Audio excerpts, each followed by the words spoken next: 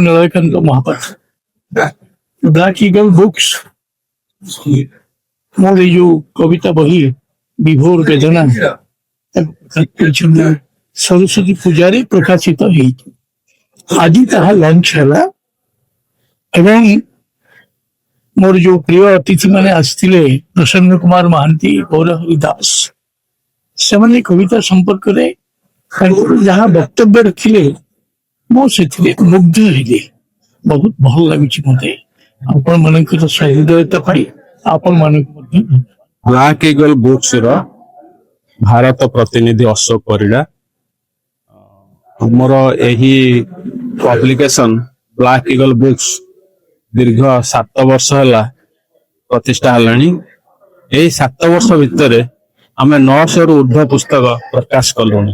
यही पुस्तक गुड़िक खाली भारत वर्ष नुहे भारत बाहर युक्तराष्ट्र अमेरिका जर्मन ऑस्ट्रेलिया विभिन्न देश रे आम पुस्तक जे कि हार्ड कॉपी आकार में मिलूँ एवं आम पुस्तक केबे भी विलुप्त होब नहीं।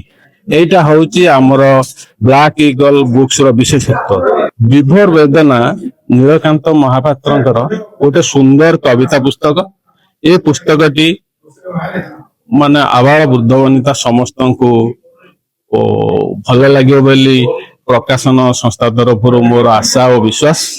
एवं ये पुस्तकटी सी प्राय दीर्घ 52 वर्ष तले 2टी पुस्तक लिखिले तापर लिखुंट। तेणु लेखक बहुत कम कविता लिखती एवं जहाँ लिखती ता बहुत मूल्यवान एवं आज वक्ता मान से कथा कहले यही कविता पुस्तकटी किभली भाव में विभोर कर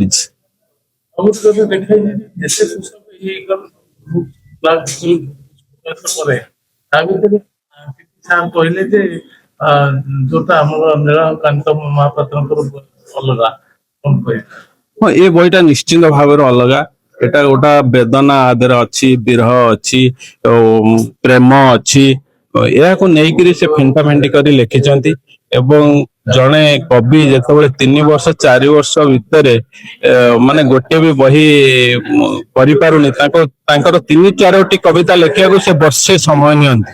तेणु तांकर कविता गुड़ाक निश्चय पाठकों मन छुईब एवं आम प्रकाशन संस्था तरफ विश्वास रखीचु ये पुस्तकटी निश्चय भाव में अनेक पाठकादृत हेब एवं से आम लेखकों को शुभेच्छा और अभिनंदन जनाऊँ।